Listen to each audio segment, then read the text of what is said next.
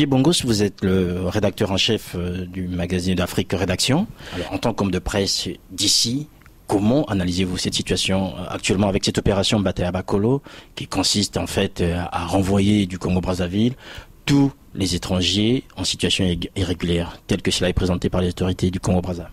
Mais la façon dont l'affaire nous est revenue vers la diaspora, ici dans la diaspora, il y a ce qu'on appelle une transformation, une forme de travestisation de la situation, la façon dont l'affaire est travestie, et on peut donner des avis qui sont peut-être biaisés.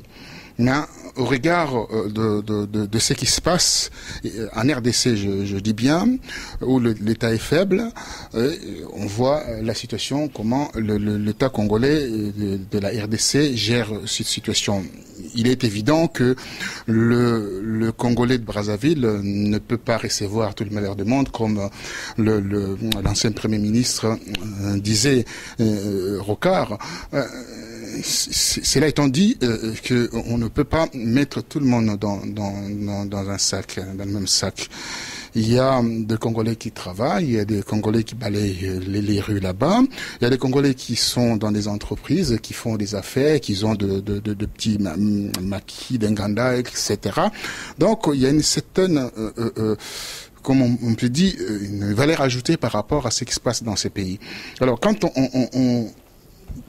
on chasse ces clandestins, parce qu'on parle de clandestins dont il est question aujourd'hui, mais on met tout le monde dans ces sacs-là. On rentre dans les maisons des gens, on pille des gens qui vivent depuis très très longtemps. Il y en a même un qui a exhibé sa carte de résident en disant voilà, je suis résident mais je suis expulsé et on m'a tout pris.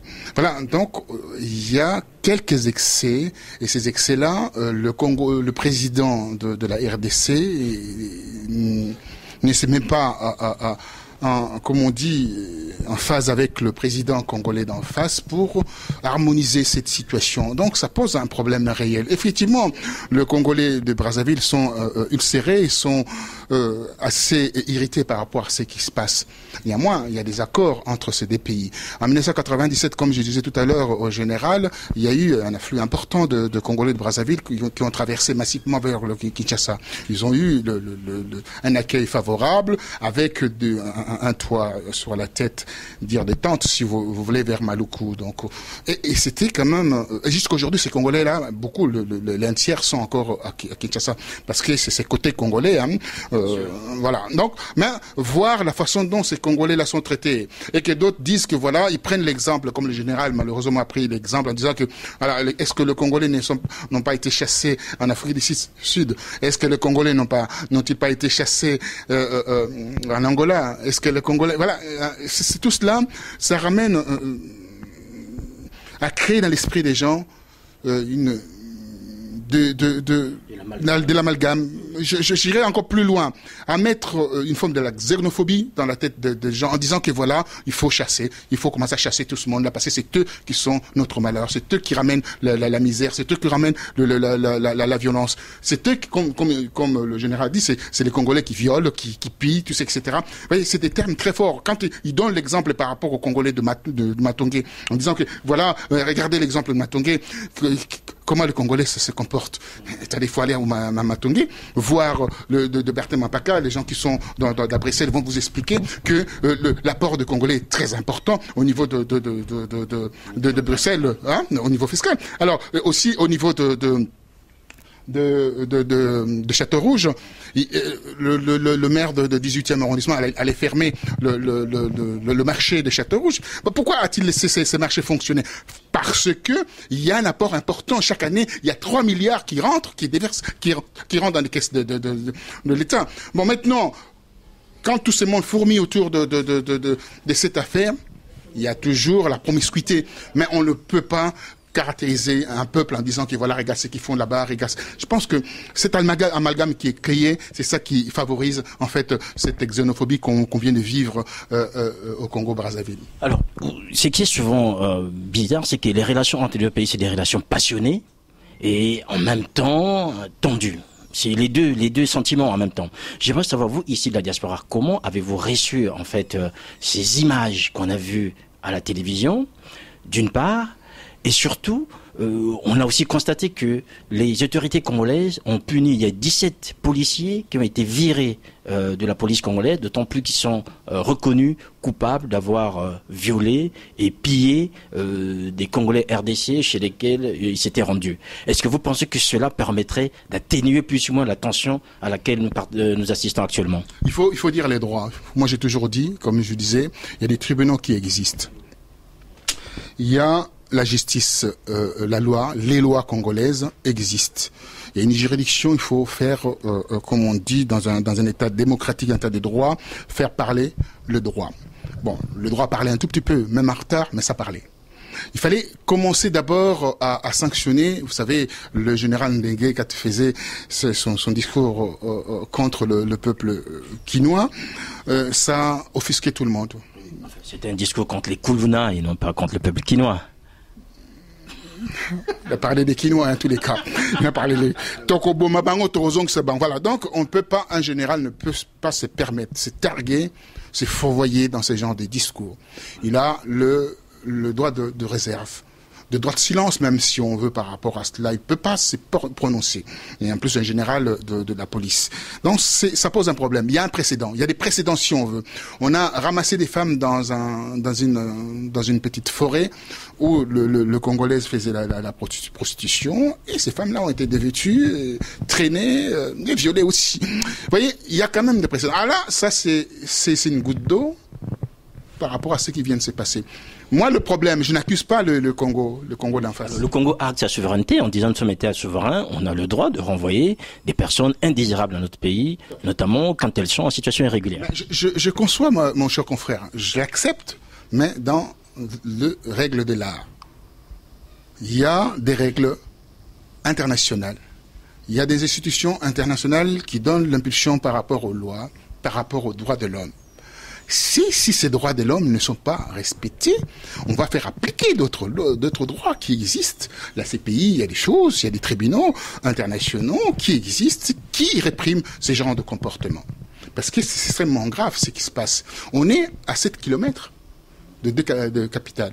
À 7 kilomètres. Un vol d'oiseau, hein, on peut dire. Alors, comment on peut aujourd'hui, on est obligé de rester tout le temps ensemble, comme on dit, des éternels voisins. Et alors, essayons de construire le pays sur des bases légales, des bases sereines. Et ces bases-là ne doivent pas, je dis, pénaliser les uns ou les autres. Moi, je remarque beaucoup chez les Congolais, d'en face, il y a cet orgueil en disant, tiens, les Congolais, à Kinshasa, tout ça, etc., ils vont nous envahir ici, nous sommes 500 000, enfin, etc., ils sont 10 millions à Kinshasa. Voyez-vous, donc, tout ça, il faut essayer de réguler tout ça. Enfin, il y a un discours toujours négatif.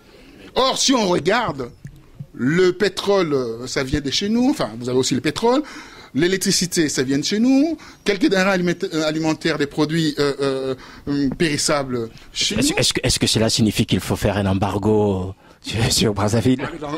Vous avez compris ce que je voulais dire par là. Donc, il faut aller. Alors, on en rigole, c'est vrai, mais c'est pas drôle. Oui, mais c'est pas drôle du tout. Il y a des femmes aujourd'hui qui perdent leur vie, oui, tout à fait. Ils ont pu bâtir au Congo-Brazzaville en étant là. Et on se rend compte aussi aujourd'hui que du côté du Kin, il y a des représailles en fait. Et maintenant, de représailles, on peut dire ça ainsi, mais ce que je peux dire en ce qui concerne oui, ce que je peux dire en ce qui concerne le Congo, Kinshasa, il y a un non-État. L'État n'existe plus. C'est pour cela que l'État congolais d'en face est au courant, se fourvoie dans ce genre de comportement. Rappelez-vous à l'époque de Mobutu, même s'il n'était pas un bon président, un dictateur. C'était mieux avant. Oui, c'était mieux dans le sens où si on touchait un Congolais, il réagissait tout de suite. Il faut pas oublier, on a de liens consanguins, des liens de famille, il y a des liens de mariage, il y a des liens maman poto, etc. Vous le savez, je ne veux pas. Mais c'est pour ça que les relations entre les deux capitales sont toujours ambiguës en fait. Il y a des moments de grandes envolées d'amour et après on passe à la haine comme si on se connaissait pas et voilà, après on s'embrasse. s'embrasse. D'en face, vous, moi, Je dis, je n'aime pas ces Congolais-là, mais tu es en train de dire, t'aimes pas ton frère. Parce que le grand Congo, c'est ça.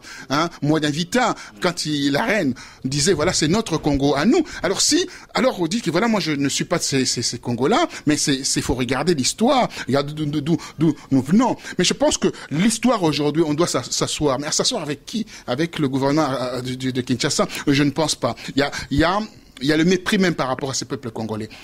À Kinshasa même, on tue le Congolais même. On met une étiquette Kuluna, après on les tue. Alors si la même chose se passe de l'autre côté, comment voulez-vous le gouvernement à Kinshasa peut réagir par rapport à cette situation? Va laisser passer. Il a dit ok, c'est bien, ils font notre travail. Mais la situation est extrêmement grave parce que ça va créer qu'on appelle des échelons échafauds, comme vous le dites. Oui. Tout à l'heure.